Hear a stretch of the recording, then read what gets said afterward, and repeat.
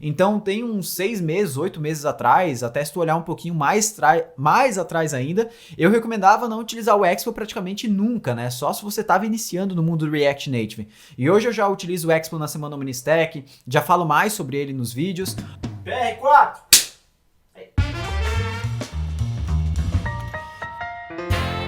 Fala Dev, mais uma edição do PR, esse quadro que a gente se conecta um pouquinho mais de perto para eu responder algumas dúvidas da galera aí da comunidade, seja no YouTube, no Instagram, no Twitter, sei lá onde que toda essa galera manda essas dúvidas aí.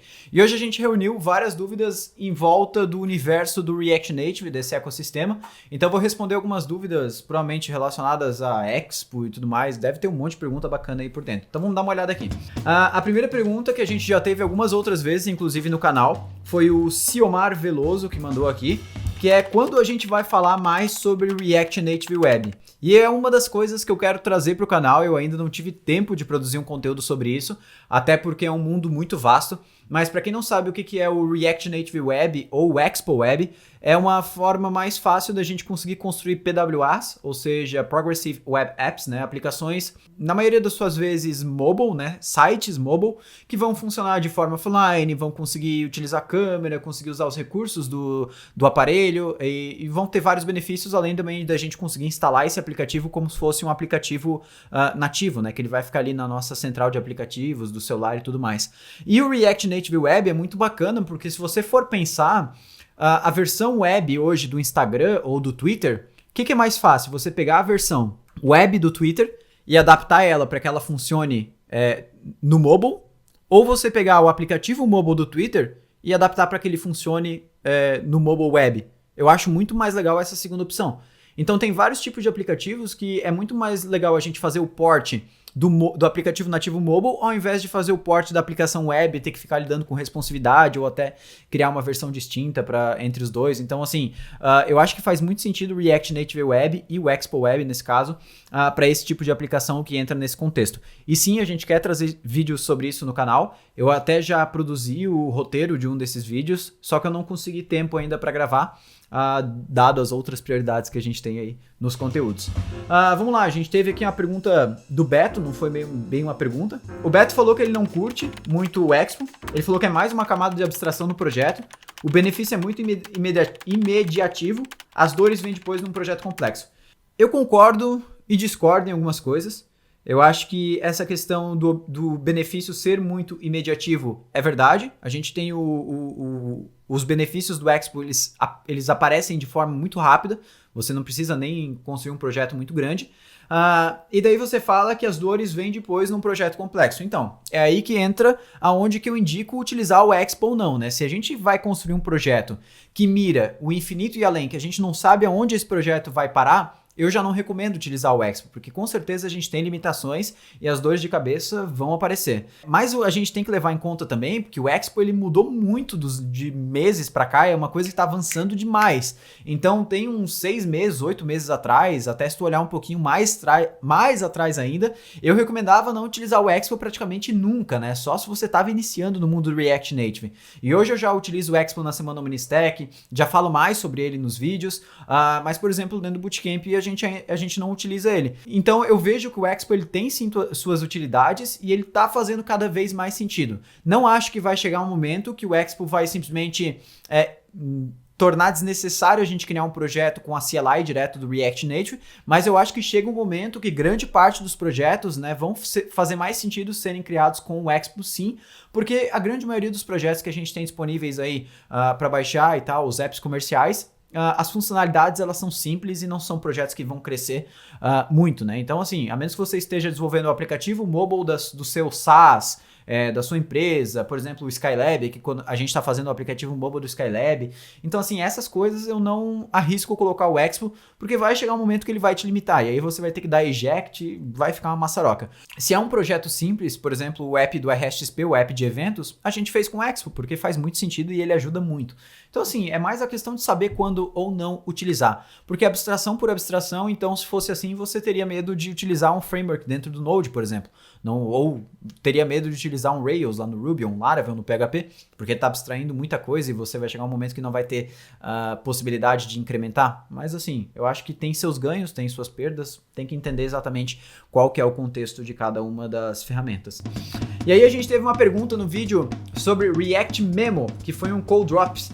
O Luan Cassiano falou, no React Native, caso necessário, poderia usar o Memo tranquilamente também? Sim, Luan, o Memo ele funciona tanto no React Native, tanto no React para web, tanto no React VR, tanto em qualquer lugar que seja utilizado o React. Porque o Memo nós importamos da lib do React e não da lib React DOM ou React Native. Então ele pode ser utilizado em qualquer ambiente que utilize React, de qualquer forma, seja ela. E a gente teve uma pergunta aqui do Hugo, dentro do vídeo Gerando APK e IPA com React Native e Expo, que também foi um code drop. Ele falou, Diego, traz um vídeo mostrando como implementar o AdMob em um app com React Native. Então, Hugo, cara, pra te falar, eu já gravei esse vídeo, eu não publiquei faz muito tempo, porque eu não gostei do resultado final, porque a integração do React Native com Firebase na época ela não estava muito boa. Mas hoje a integração ela tá bem melhor, a gente tem a lib criada pelo pessoal da Invertbase, alguma coisa assim, Invertase, alguma coisa assim, que é não entendi se é uma empresa ou uma comunidade que construiu uma lib que integra muito bem o React Native com a grande parte das funcionalidades do Firebase.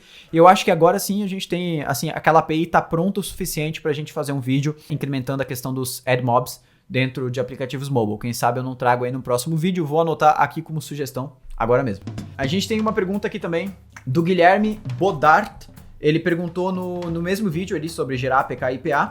Ele falou, cara, fiz uma aplicação aqui, já tá completa até, agora é só mais updates. Mas fiz sem usar o Expo, porque na época que comecei o Expo não tinha versão 0.6 mais. Vale a pena migrar para o Expo a aplicação? Não, Guilherme, se tu já tá com a aplicação funcionando, não tá sentindo problema nenhum, não faz sentido. Assim, eu acho que, cara, começou utilizando o Expo, beleza, aí faz sentido. Agora já não tá utilizando e não tá sofrendo nenhum tipo de problema, não faz sentido migrar para Expo, não.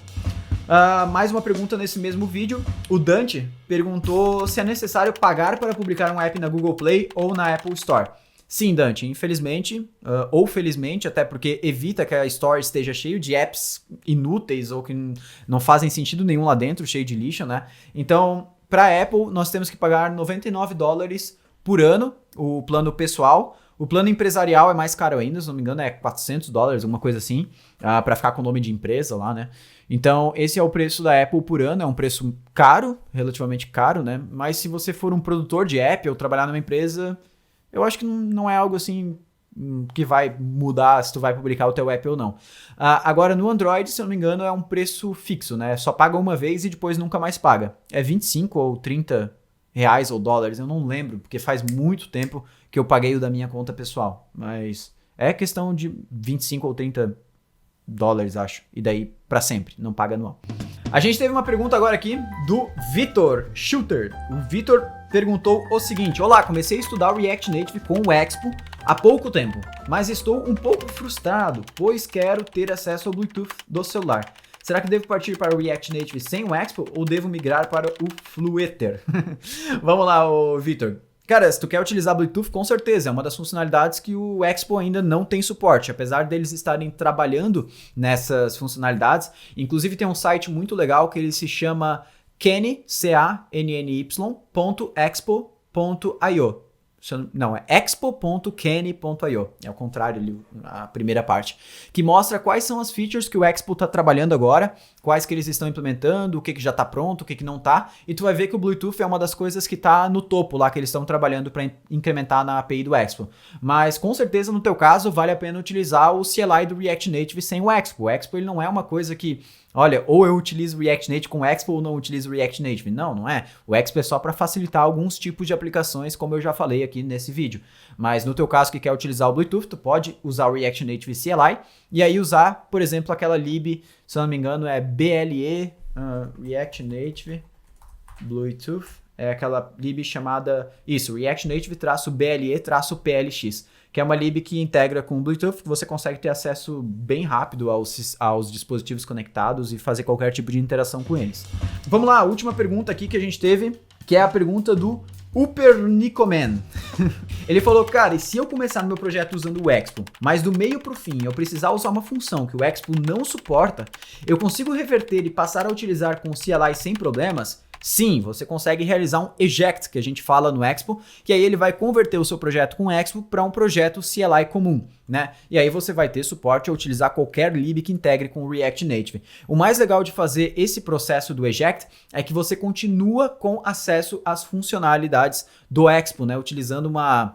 Não é uma ferramenta, mas utilizando aí um paradigma que o pessoal do Expo colocou, que se chama Unimodules. Esse Unimodules são módulos do Expo que eles se integram a qualquer ambiente. Por exemplo, um ambiente Expo, um ambiente React Native CLI, e se eu não me engano, os Unimodules também eles se integram com a web, isso de certeza, mas se eu não me engano, eles se integram também com o Flutter. Tem alguns pacotes desses que podem ser até utilizados dentro do Flutter. Achei muito legal essa parte dos Unimodules aí dentro do Expo.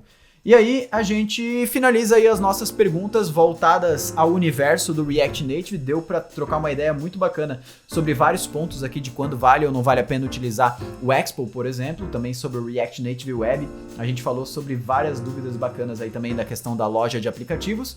E é isso aí, se alguém tiver também alguma dúvida relacionada, seja ao React Native ou qualquer coisa dos conteúdos que eu faço aí para Rocket City, não esquece de deixar um comentário com sua dúvida, seja no YouTube, Instagram, Twitter, porque a gente está sempre olhando para trazer para uma próxima edição aqui do PR. Vou me despedindo por agora, grande abraço e valeu!